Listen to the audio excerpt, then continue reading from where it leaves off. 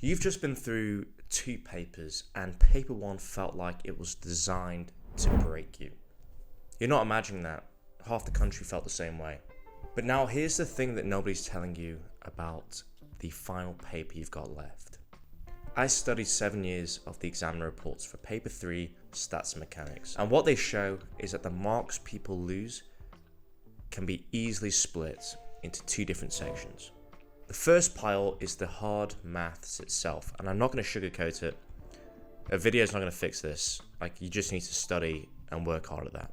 If you don't study for that, it will genuinely beat you. But the other pile consists of the stuff that the examiner basically hands you the answer key for every single year, and almost nobody reads it. So the next few minutes, I'm going to show you the questions that are most likely to come up, just according to the data that I've read so far, and using that as a guide. I'm going to be honest about the ones which are genuinely brutal, the ones that a simple short video like this isn't going to fix, where you actually need to put your head down and study it, including the one question that most students got 0 for, which is waiting for you in the second half of this video. And then I'm going to show you the marks that you're throwing away for no good reason.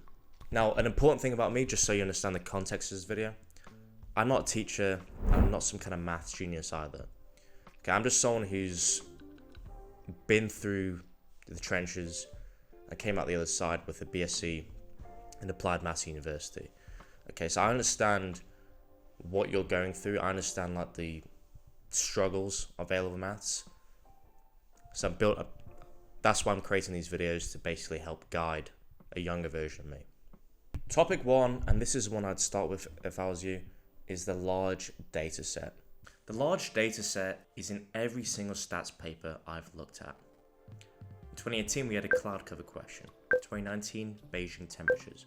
2020, Perth rainfall. 2021, pressure and wind direction. 2022, 2023, 2024. Every single year from my analysis without fail. And here's the parts that should really make you sit up. Okay, this is actually not hard maths, relatively. This is actually the easiest source of marks that students just leave on the table. The 2019 report flagged students who didn't know the data only covers May to October. The 2020 paper asked about Perth, and students wrote cloud cover, which isn't even recorded for Perth. And in 2022, students were asked about how rainfall is recorded, and the one answer that came up was, and I'm quoting the examiner here, quote, with a bucket and ruler. The reason I'm pointing this out first is because this is the cleanest win on the paper. There is a finite, learnable list of facts about the large dataset. Cloud cover is measured in octaves. The data runs May to October only. You need to know roughly where these places are. So Cambourne is in the south. Perth is in the southern hemisphere. Okay, so therefore it's warm months of the UK's winter.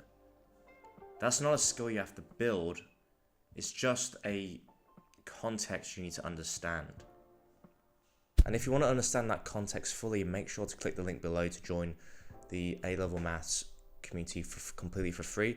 There I've got a web app that will basically summarize the entire data set for you. So that's the free pile. Now topic 2 is where things get a bit more hard. Hypothesis testing.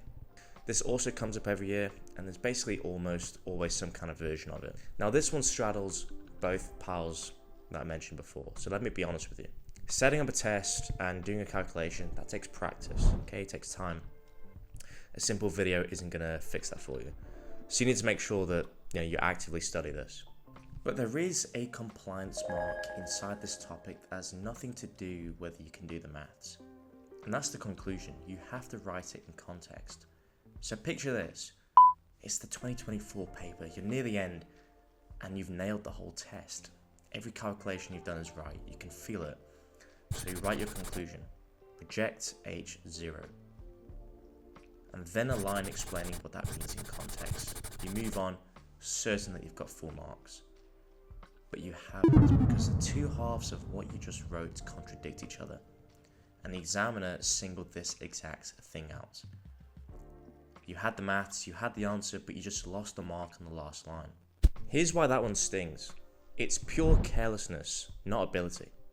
So whenever you finish a test, the conclusion has to do two things. Refer back to the actual person in the question, their belief, their claim, and not contradict whatever you just decided. One more inside this topic that's worth a sentence. That's the parameter.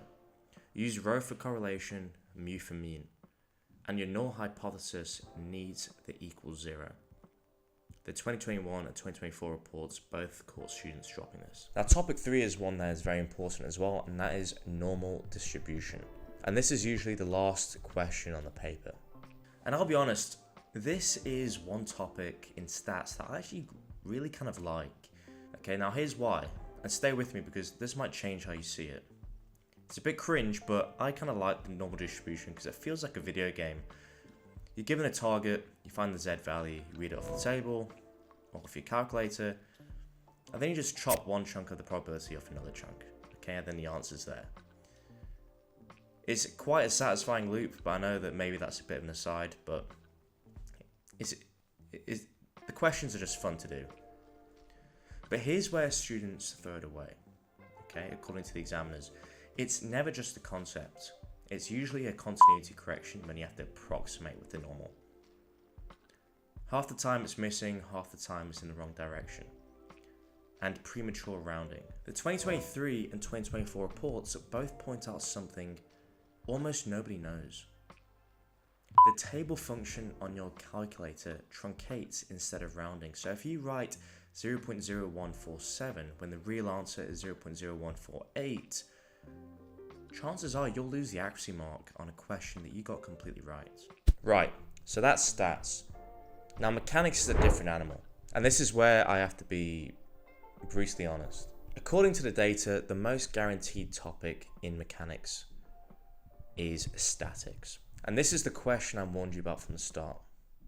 That's moments, friction, resolving forces, ladders and rods, leaning against walls. And I'm not going to sell you a dream here. This is the worst scoring question on the paper most years. In 2021, 61% of students scored 0 out of 10 on the statics question. Not 5, not 2, 0. And in 2022, half the students scored 0 or 1. In 2024, just under a third couldn't even get started. Now let me be brutally honest here. Okay, this video obviously is not going to solve that problem. Okay, that's a capability gap. And if we're being honest as well, I don't think any YouTube video in of itself is probably going to solve that. You probably need a bunch of different YouTube videos to solve it, and just a lot of studying. Okay, so don't skip out on that. Like really, like put your head down and focus on that topic because that's obviously very important. But what I can say is that according to the reports, the successful scripts all share a certain commonality, and that is annotating the diagram. Every successful 2024 response indicated what they were doing at each stage.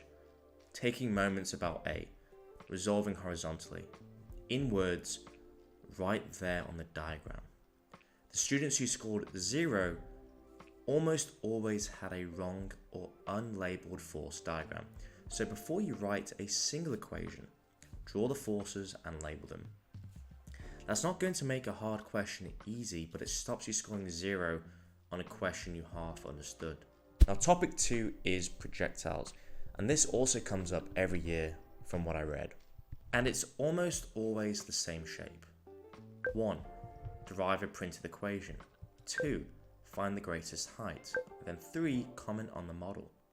Now the maths in the middle of that is hard, and I'm not going to pretend otherwise. But the two ends of that question are where the cheat marks lie. First end is show that. When the answer is printed on the page, you have to land on exactly what's printed. Same symbols, same form.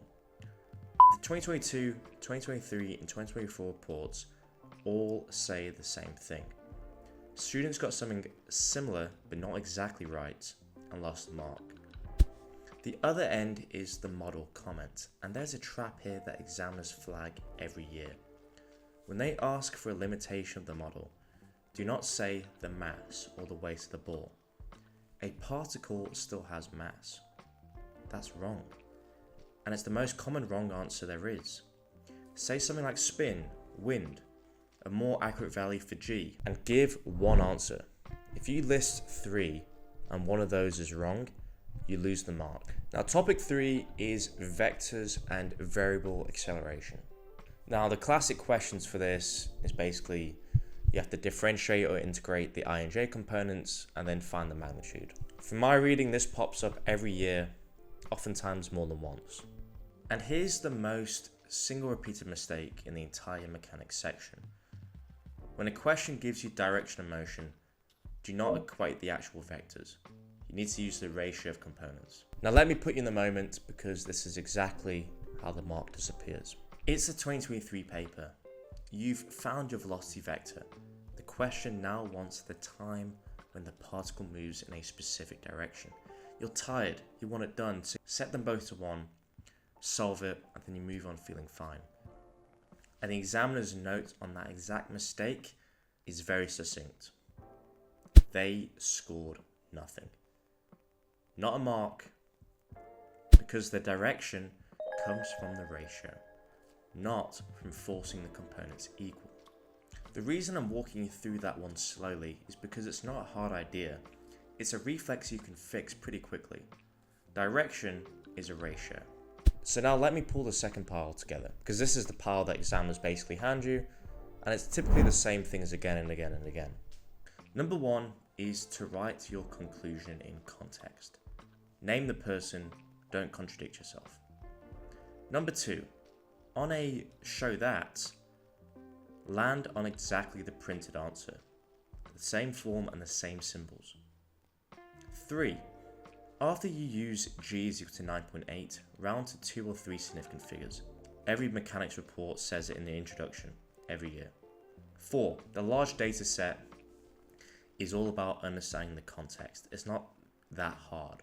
Now, none of those require you to be exceptional at maths, but they do require you to pay attention and be a bit sharper when it comes to, giving marks away. Now, this is all a lot to take in, so if you want a free AA star studying blueprint, make sure to click the link below to join the community completely for free. And also, if you want to understand the stats data set better, make sure to click the link below to join as well, where you can get a full analysis of that data set.